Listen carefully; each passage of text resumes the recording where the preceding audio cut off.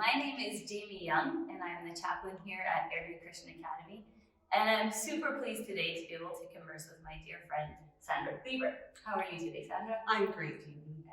Excellent. So, Sandra is a good friend of ACA, and she's also the author of a new book called Thriving Above the Noise, Living from Your Identity in Christ. And this is a great book. I've read it, and I use some of the concepts in some of my Bible classes, and you can get it on Amazon.ca. So great book, congratulations. Thank you. Sandra, to you. Sandra is also a counselor who started her own practice recently, and it's called Life Set Free. She's here today to talk to us about dealing with the stresses that our families are currently walking through as we step out of this situation that we call pandemic. So, yes, it's been a tough ride, hasn't it? It has, and actually, I don't even think we're done it yet. You know, there's still remnants around of it. So, in a way, we're still walking through it. Okay. Mm-hmm. Awesome. So before we get into the details, sure. Tell us a little bit about yourself. Sure.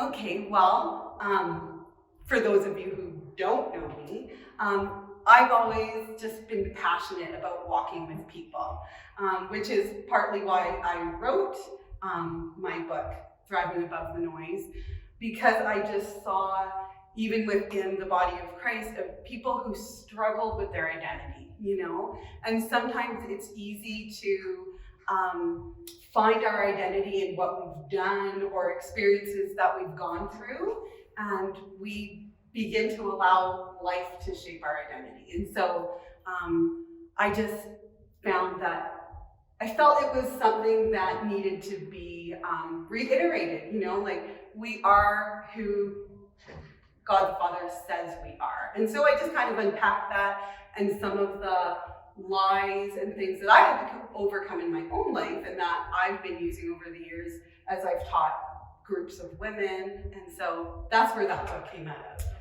And also you've had overseas experience too that would broaden your knowledge base and your experience. Tell us a little bit about that. Yeah.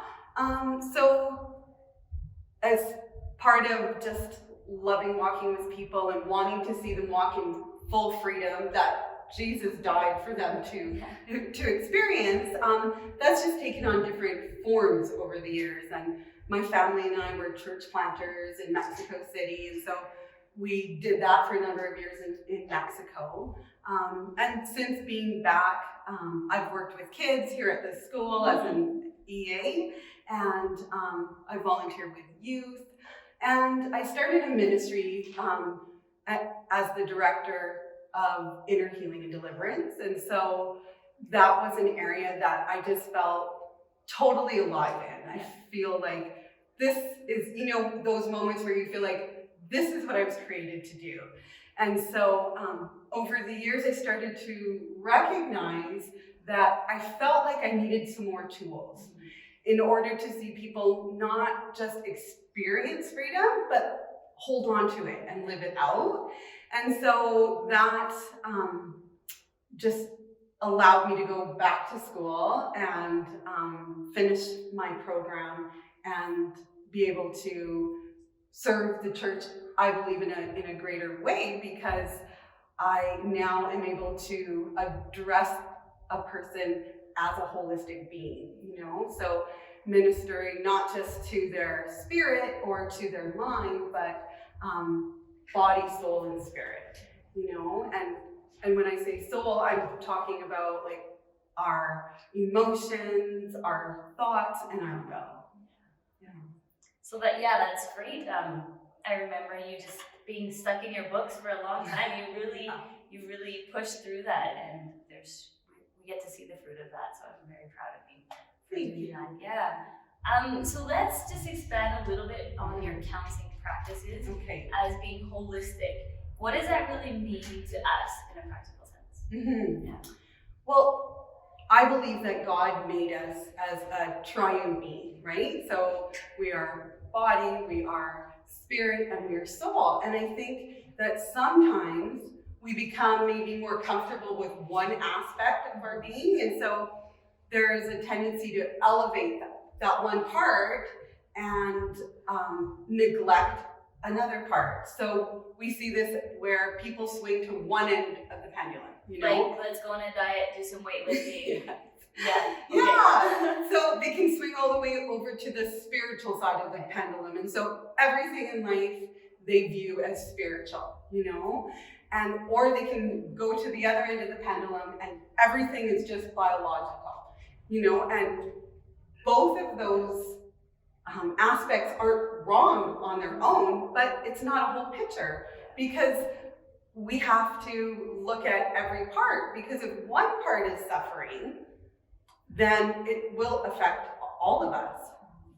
I remember you sharing with me an example of using a high-end vehicle that really painted a great picture for us in understanding. Can you share that with us? Sure. So the picture that I like to use is, say you just bought this beautiful, expensive, you know, all of the bells and whistles, this high-end vehicle, and we know that there are many systems at work, even though we can't see them, right? And so there's like an exhaust system, there's the fuel system, there's electrical system, there is the computers. Yes. Now they all have computers, yes, right? yes, not mine yet, Yeah. but there's the body, there's so many different systems. And so it would be ridiculous of us to drive that vehicle away and only care about one part of it and never invest into the other aspects of the systems that make up the one vehicle, right? And so we can do this with ourselves, you know, we can be amazing at taking care of our spirit. Maybe we find it easy to invest in our spirit. We read our Bible, we meditate, we're good at, you know, making church a priority. We're really good at that. Maybe we even are good at taking care of our bodies. Like we actually exercise and we eat well. Yeah, we're good at that. But when it comes to areas of our soul, we might not even be aware of how to take care of ourselves. So we might be experiencing things like just finding it difficult to be still or to take care of our own needs.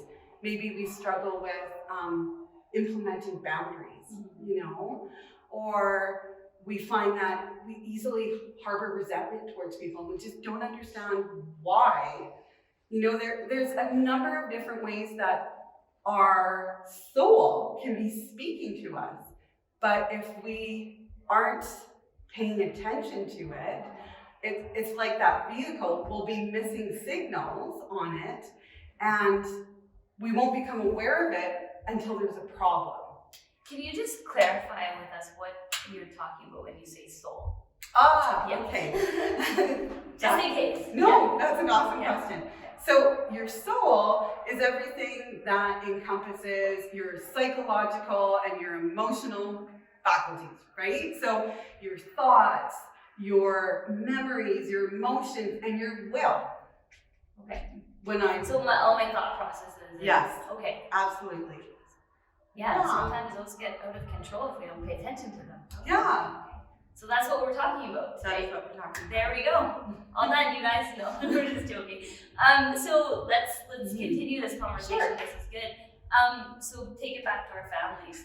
Mm-hmm. What are some of the biggest needs that you feel or that you're sensing as we're coming out or walking through this pandemic cycle? Yeah. I think it's kind of universal for everyone. And like I said earlier, we're still in the pandemic. Okay. You know, like some aspects of it might look different, but for a lot of people, they're still dealing with different aspects of loss right now. And so the number one thing that I would say, and that I tell everyone, is we need to be kind to ourselves, you know? And that sounds oversimplified, but we find it easier, I hope, to be kind to other people, you know? But we need to have that same attitude towards ourselves. You know, maybe we're feeling tired, or maybe we're feeling like, you know, what I could do earlier is now taking me a lot more mental energy, you know? And then the thoughts go as you're not good enough, although that thought pattern starts that cycle. Yeah, and so I think that everyone has struggled in some way. You know, it may have looked different because we're all so different. But to just realize that for some people it might take a little bit longer, and that there's no shame in that, you know? And as the body of Christ, we should be, and even in our homes especially, we should be the safest place for people who are hurting or who need help. You know, we should be cultivating this environment in our homes that says, you're safe to open up here. You won't find any condemnation. You won't be judged. We will just be there with our arms open and be waiting to help you. Okay. So what I'm hearing then is that as we were walking through this pandemic, some of our soul issues were exposed. Yes. Yeah. And so now we're all sitting here going, what next? Where do we go? And I like how you're saying it. The family, the home should be the safe place. Yeah. So as a parent, as a teacher, what I'm hearing is the first step is to start maybe, how do I create that safe space for my family, for myself even? Yeah, I like that, how you brought that up, you know, that we're all experiencing different things. Yeah. And a way I have been explaining this to people is just thinking of the last couple years as we've been living in a pressure cooker. So anything in our lives that we hadn't fully processed, and it can be things that we felt weren't even significant, you know, like transitions and disappointments, things like that.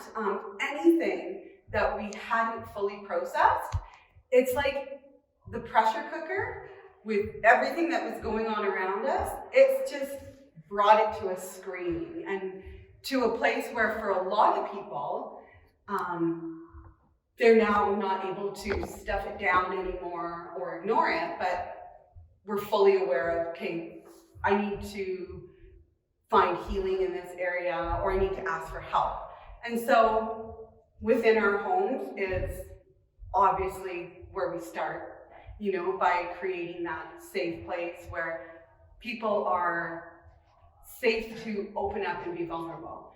And I think as parents, one way that we can foster that environment is by being vulnerable ourselves with our kids. Because if our kids never hear us talk about areas where we struggle or where we've needed help, they're going to actually interpret that as a message that says, you can't struggle. Or that adults have it all together, maybe. Oh, yeah, and how wrong is that, Yeah. right? And so they can interpret that as we're expecting them to be perfect, right? And so just think for a minute, maybe how much shame they would be feeling when they could possibly be struggling with, what do I do? You know? So if I'm a parent and the pandemic's been a pressure cooker for me as well, what I'm hearing is I need to be vulnerable to my kids too. Absolutely. I need to share with them, hey, you know what? This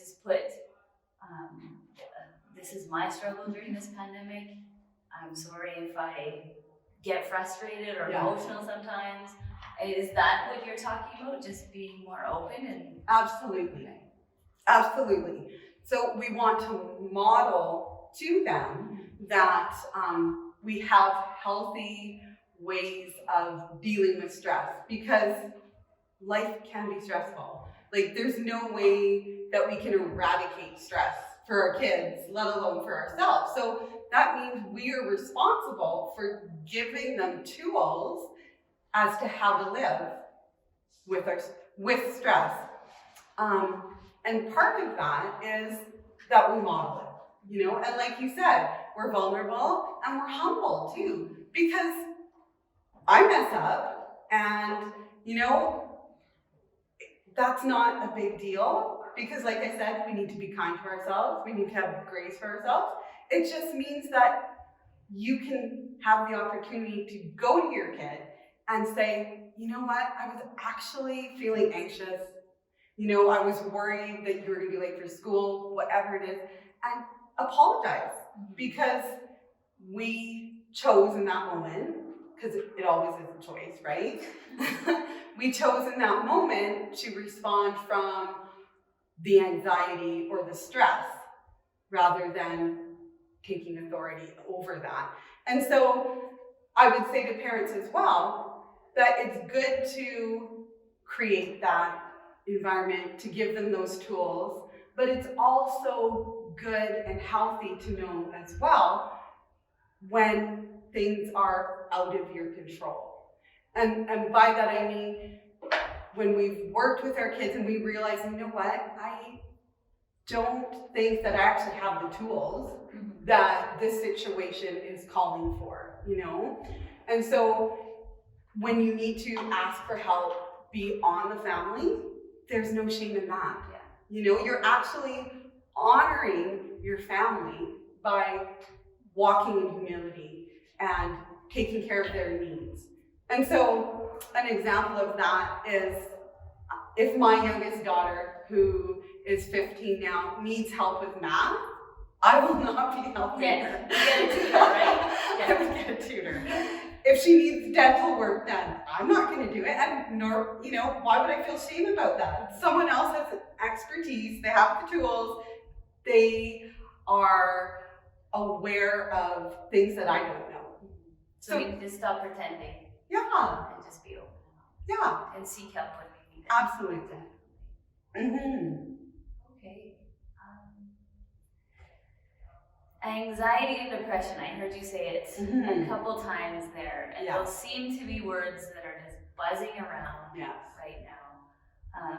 Do people just wake up one day and begin feeling anxiety or struggling with it? How does it become an issue for people? Yeah, that's an awesome question, you know, because I guess in our culture, there sometimes is this picture that someone just woke up one day and all of a sudden I have this life sentence of I have anxiety and it's just a part of me and we've just kind of taken it on as our identity. But I believe that even before the pandemic, there were areas that a lot of us were struggling. And so now it just feels amplified because I feel like we're hearing more about it and which is a good thing. That it's like it's exposed. Yes. Yeah. And it feels like mental health right now is actually becoming less of a stigma, which is amazing, and I'm obviously all for that. But I believe that there is a progression, you know, when we see someone struggling with anxiety and it becomes just out of control in their life. I think if that goes on for long enough, it actually can lead to depression. And so I think it's important to know what are some of the potential triggers or reasons that anxiety develops for us. So you're saying anxiety is a normal thing. If it's not treated, it can turn into depression. Yeah, so anxiety or fear, even, there are healthy amounts that we need in our life, right? Like, you don't want... Fight or flight. Exactly. You don't want your toddler touching the fireplace, right? Like, that is healthy fear. That's healthy anxiety for them. It keeps them safe, right? But when we go through things in life and that can trigger that fear response in our amygdala, it's like if we never go through the process of unraveling it. And so this can be different experiences that we've gone through in life. And yes, some of them can be traumatic, But when we think of trauma, we usually think of big T traumas, right? We think of veterans, we think of someone surviving an accident or any type of abuse. But really, trauma can be any experience that we've gone through that has changed or placed a message in our thinking that alters how we view the world or view ourselves. And so this can be going through different types of losses, different types of transitions in life. Maybe we've moved a lot and we've lost a sense of our cultural identity. It could be loss of a dream. Obviously losing a family member. Those types of losses are more culturally acceptable. What I mean by that is there are a lot of ambiguous losses that we face that aren't as recognized. And so because of that, there is less kind of cultural rituals that honor that we are grieving, Yes, I've noticed that in North American culture. Absolutely. Yes. Okay. I remember you showing me a tool. Yes. The ripple of loss. Yes. Yeah. Would you show that to us, or Absolutely. see how it works and how we can work through? Yeah. So I'm going to let you draw. Okay. So you tell me what to draw. I want you to draw like a bullseye Have you with seen 3 me circles. draw before? I drew a panda yesterday in one of my classes, and the kids just laughed at me. So So 3 circle and then 3 around, like a donut. So like this. one more. One more. Yeah. Like a big donut. Yeah. Texas style. Yeah. There we go. Yeah. And so like I was kind of defining different events or experiences that are kind of leading up to when we notice anxiety. Okay. So any one of those things, if we haven't fully processed the effect on our life, can turn into anxiety. And how that happens is it's like our mind as a whole, when it's whole, is just like one complete circle, okay? And when we go through an event that we haven't been able to understand and it's brought some confusion or disappointment, what happens is it's like that proverbial hamster on that hamster wheel. Okay. It's like it's just going in the background in our subconscious. We're not even aware that it's there, but what it's doing is it's taking up our emotional and our mental, and it can even be taking up our physical energy. And when it does that event is no longer integrated into our minds. And so that's where we see different types of mental disorders start popping up. And so this tool, I love this tool. Okay. I think this is a great tool. So what this tool does is it helps us process just one event at a time. So the idea is you just pick one thing that you personally have lost. So, and it could be an experience, it could be a person, it could be something tangible, but one thing that you feel like you, maybe even over the pandemic, that you've experienced loss. Oh, you want me to choose one? Sure, go for it. Well, let's go through the eyes of a student. Can we do that? Go for it. So we are all of a sudden in online school. Yeah. Is that a good one? Yeah. So what would your loss be? Loss of school community. Okay. Or friendships. School community good? Okay. Okay. Okay, my nice, there we go, school community. Okay. Better printing than mine. I'm nervous, I'm shaking. Okay. So we got that in the middle? Yeah, and Okay. so the second circle is the secondary losses. So because of the loss of school community, what did you experience? And so those can be anything from people, experiences to experiences that you missed out on. Okay, so let's go back to the school community. I'm a student, I'm going online. I miss out on my sports. Yeah. I miss spending time with my peers. Yeah. I'm on online teaching, so I don't get that one-on-one teaching, in-person teaching. Is that sure? one? Yeah. Okay. Yeah. This is really difficult to read on. Okay. What You else? want me to hold it? Sure. What else would we lose? We would lose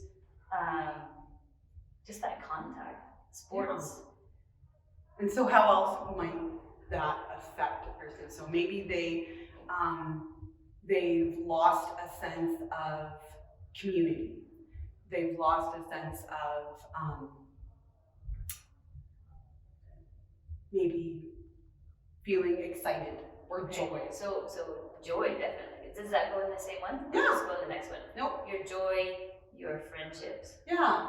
And so when people are doing this is the time to turn off that analytical and judgmental part of your brain and just let yourself write. Don't analyze it at all, and then read it over afterwards. Okay.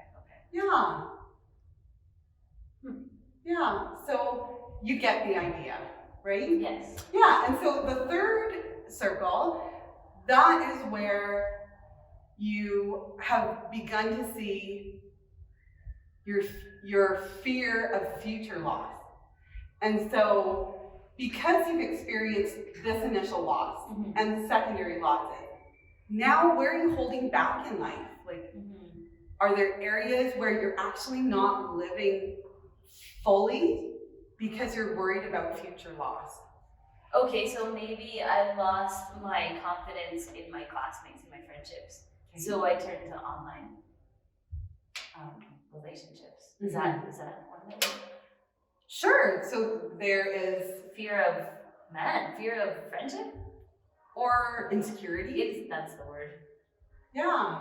Insecurity. Yeah. Okay. The joy, I guess that would be the lack of joy.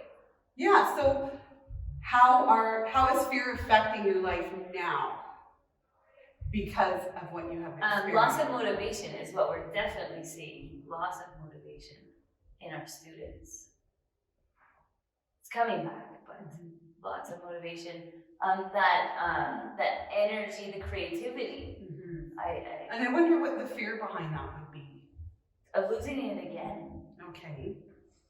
So fear of future So why put effort into things right now if it might be taken from us again? Yeah. So I just wanted to give you that example. No, that's great. Thank you. Yeah. And I think it's a really simple tool.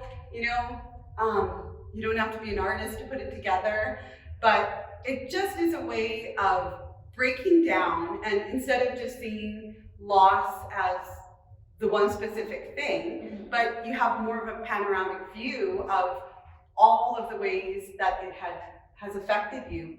And not only that, but how it has a potential to affect not just your present, but your future. Yeah. By subtly putting these anxieties and fears now into your mind. Very interesting and very applicable to our students right now and to our families as well. Interesting. Thank you for sharing that. It's great. You're welcome. So talking about children and youth struggling with mental health, I imagine, I know as a parent it can be frightening and it can be quite confusing. What would you say to these parents? Yeah. I can even say this from experience. Yeah. I've had a child who, because of going through the pandemic, that there were some mental health issues that bubbled up for her. And so the first thing that I want to say is that for parents, we don't have to have all the answers. Thank you. Yeah. But the most important important thing that we need to do. And if we get this one thing right, they're actually going to be okay, you know? So the one thing that is vital that we do is that we create an environment when they come to us. Like, we might be startled by the information and maybe we weren't expecting this, but you've been given some information, you know? Maybe you're not sure how to handle it, but in that moment, what I want you to do is, this is the moment where you have to be the presence of peace. So what that means is, you in the background are going to have a couple things going on so that your child, that's what you want to do. What you want to do is go, oh my word, but you can't do that. That is not helpful. What you have to do is, you're going to breathe deeply and slowly. And that sounds really elementary, but there's actual brain science behind it. And so by breathing slowly and deeply, you're actually turning off that alarm system that just, you know, sometimes it feels like your heart is racing, or it feels like you got punched in the stomach and it's hard to breathe. And you might even feel different elements, like you might feel your head a little tingly, you know, and that is all normal responses when that fear response has been triggered. Because in that initial moment, when that fear response is triggered, that affects your entire nervous system. And so your sympathetic nervous system is your heart going faster. You'll feel like you have a dry mouth. Your cognitive functions are going to be like, I can't think clearly. You might even feel tingling in your hands and your legs, and your digestion is even disrupted. And so by breathing, and it's so simple, by breathing, it's like you're putting the brakes on that system. And so it's a way of, we call it the parasympathetic nervous system. And all that means is it turns off the alarm system. And you start to calm down, because it says, there's no threat, we're gonna be okay, and we can do this. And so pretty simple, right? And at that time, so I want you to breathe and pray. And so under my breath, I will just say, Holy Spirit, I need wisdom, I need your peace, because at this moment it feels a little difficult. And then your job is just to listen. And you listen in a way that is your whole body. So I like that, because you just said, you know, calm down your body, do the physical body, and you said your spirit, you pray, right? Align your spirit up with the Holy Spirit, and then your mind, let your mind, your soul just come to peace. Absolutely. That was great. That's holistic right there. It's just so important, you know? So I believe that in those moments, and you know, I call this holy listening. And I don't remember where I got the concept, but it's fabulous. And so as I'm talking to my kid, or as I'm talking to a client, I have one ear to them, and I have one ear to the Holy Spirit. Yeah, that's what I do too. And so I think that it just allows us to just come under peace, you know? And in neuroscience, there is a word for this. When we are with our kid and maybe they're dysregulated, they're kind of feeling anxious, and their system is revving pretty high, right? So in that moment, when we are being the presence of peace, there is a chemistry thing happening called attunement, and their brain, it will come down and regulate to our calm and peaceful mind. And so that is the gift that we can give our kids in this moment. And even though we don't have all the answers, this is going to be enough in that moment. And then we have a place where we can listen, like I said, holistically, because when we listen correctly, it's actually not a passive thing at all. You know, like I want you to have eye contact with them. Your phone isn't with you. I don't care about your job at that moment. It's not as important as this being sitting in front of you. So you're listening, you're facing them. You are not interrupting them, but they know they have your full attention and they are the most important thing in this moment.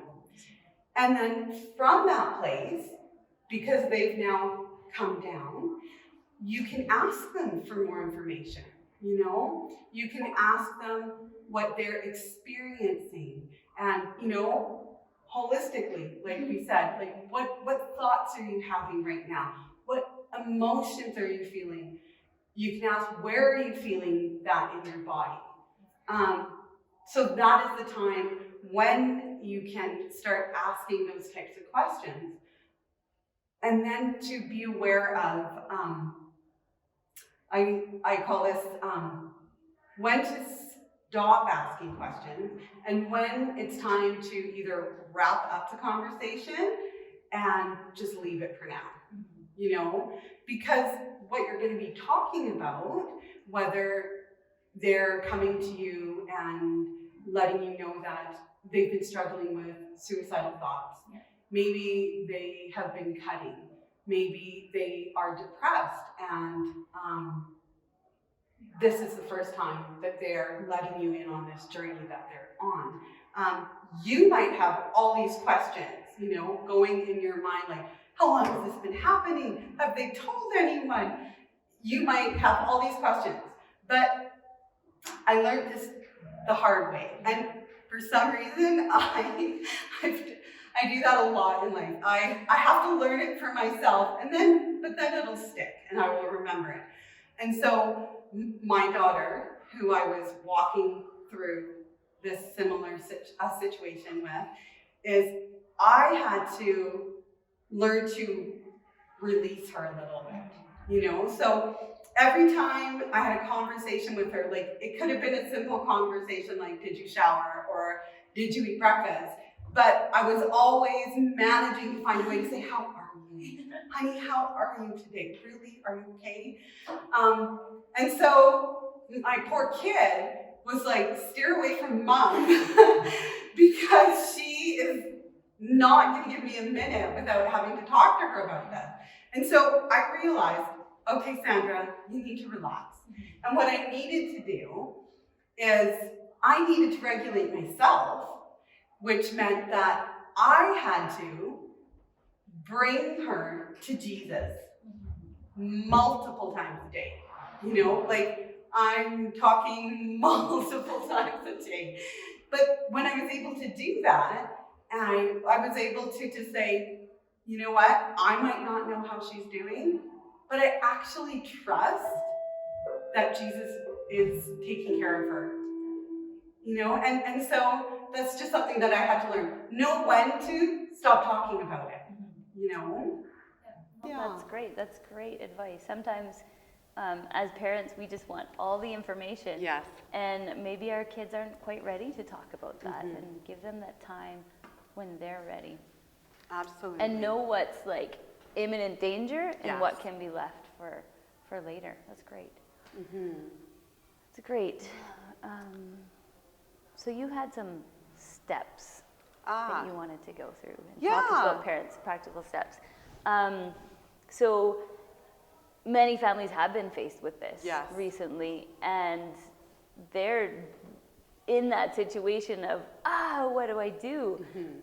For example, it could be from a panic attack or cutting, as you said, on their arms, or realizing their child's having suicidal thoughts. You talked a little bit about that, but I know you have a little bit deeper, some steps that we can and this is, you know, not a prescription, but I think that it's just good to have a strategy, because maybe you've never faced these situations before, but you might. Yeah. You know, and so I always find that it's always better to think in advance. Yeah.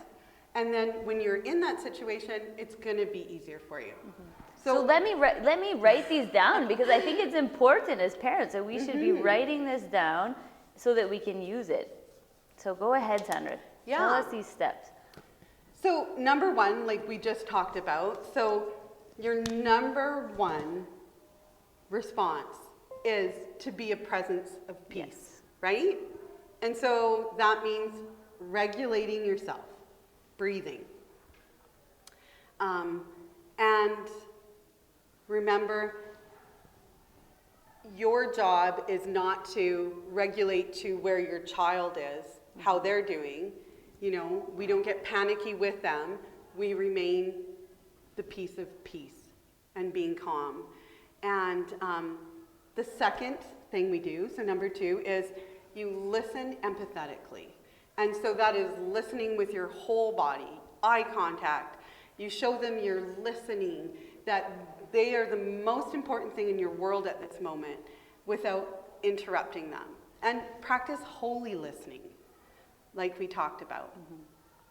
Number 3, ask what they're experiencing. You know, ask what they're hearing. Are they hearing anything? Or what are they thinking? What are they feeling? And of course, you're going to use developmentally appropriate language, right? Yeah. So if you are dealing with a younger child who, say, is 7 to 10 years old, they haven't fully grasped the concept of abstract thought, right?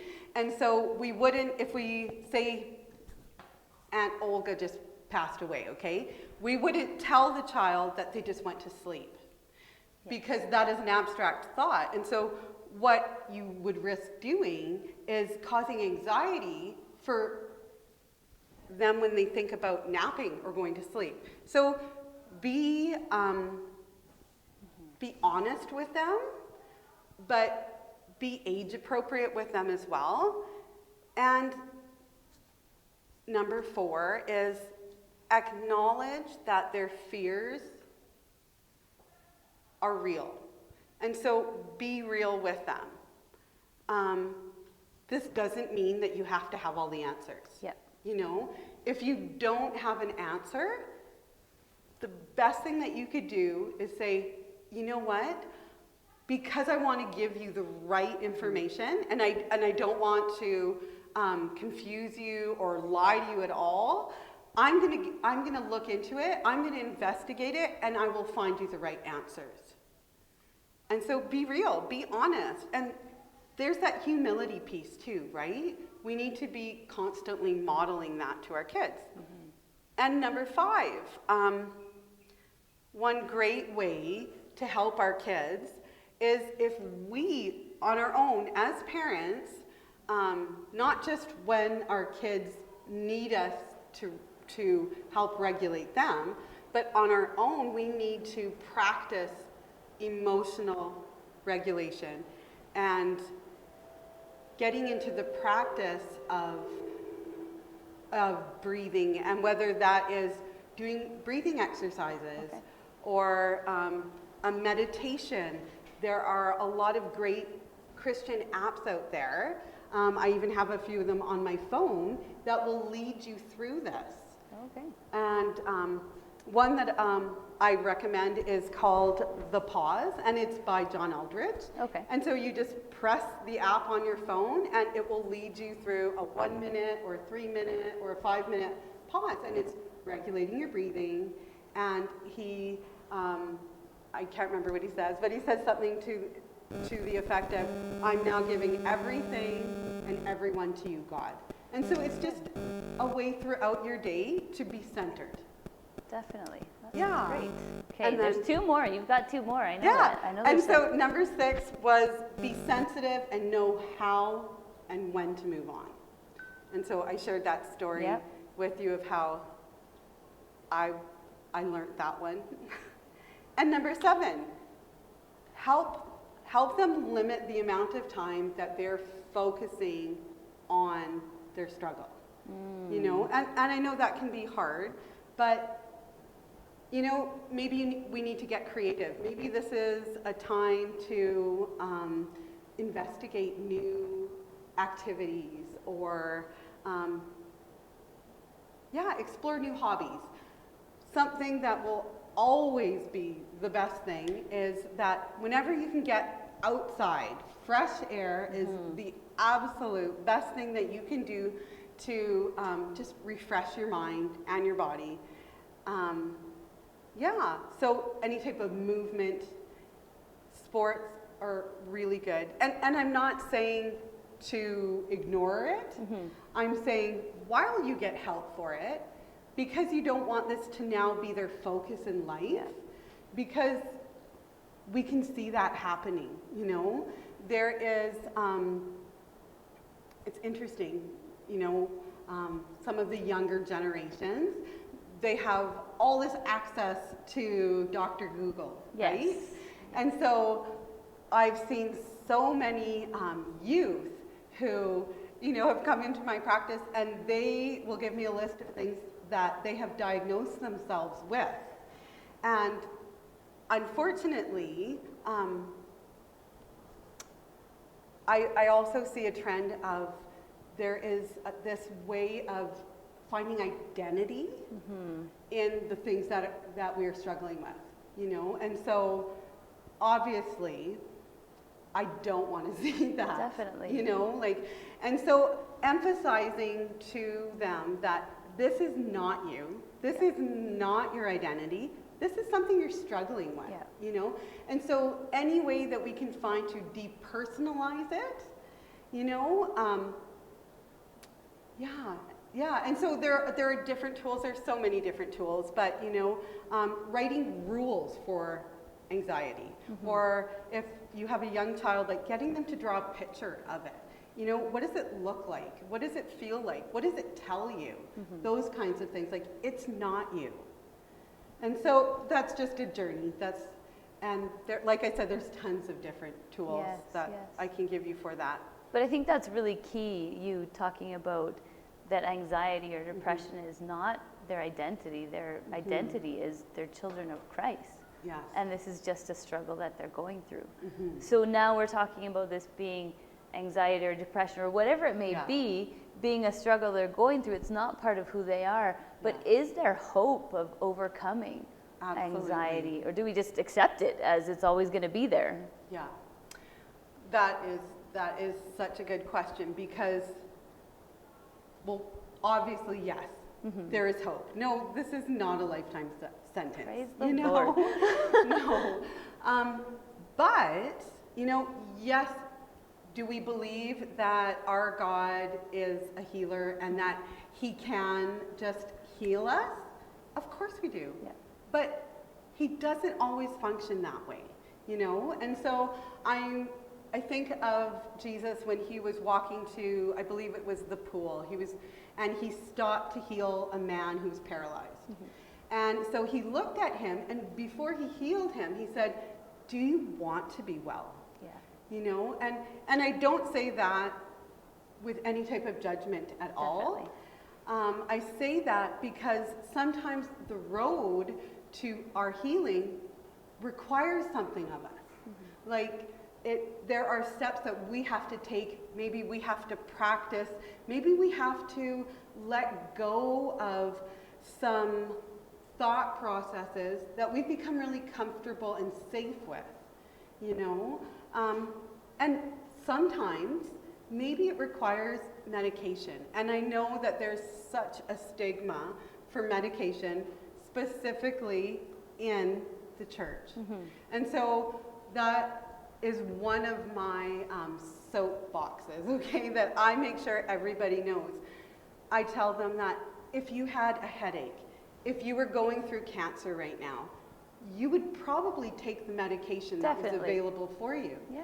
And so if your brain needs some help, and no one is saying that this is going to be for life, if you start on it, I've heard people say, well, then you're on it for life. No, that's not actually true. No. Sometimes you just need a little bit of help so that you can then work with the counselor. And just like we talked about, those precursors, those things that we've experienced and gone through in our life that need to be processed, it will then give us that space that we need to process anything that needs to be integrated into the whole, you know? No, that's great. That's great. Wow. COVID has had significant effects on all of our lives, and some of us have come out stronger, and some of us will just need a little bit more time and effort to bounce back. And it's okay to seek help. It's important to seek help. And it could be, like you said, you may need medication for a while to help you get through it. You may need to create these environments in your home if they haven't existed. And you may need to seek help from a professional counselor. And there's nothing wrong with that at all. So thank you for your time today, Sandra. I really pray, and I know this will be definitely a benefit to our families and the community in general. Thank you, because you have that expertise, and you've taken the time to research this and learn about this and share it with others, and I appreciate you coming here today. Thank you for reminding us that there is a way out, that it's not a life sentence. Absolutely. There is a way out, and it's with God, it's with practical action, it's taking care of yourself, and as you said, sometimes focusing on something different. Yeah. So yeah, thank you for sharing and giving us those answers we need. How can we get a hold of you if we need that help? Yes. Yeah. Well, I wish I could give out my card, but it's difficult. You know what? Anyone can find me online. I'm pretty easy to find. Okay. You can go to Sandra Cleaver, which is a really weird last name to spell. So Klewer at sandracleaver.com. I forgot it. Or you can just go to Jane App and just go Sandra Cleaver at janeapp.com, and that's my app for where all my bookings go through. Okay. And so Jane, Jane, APP. Okay. So sandra.janeapp.com. Perfect. Thank you so much. So God bless you all, and thank you for spending time with us. Today we pray that you will put these things into practice, and that there would be no shame or stigma on the things that we're going through at this time. We want everyone in our community to be free from anxiety and depression, and just that freedom, and that for freedom to rise in our families and communities. So thank you, ACA, for your time today. God bless.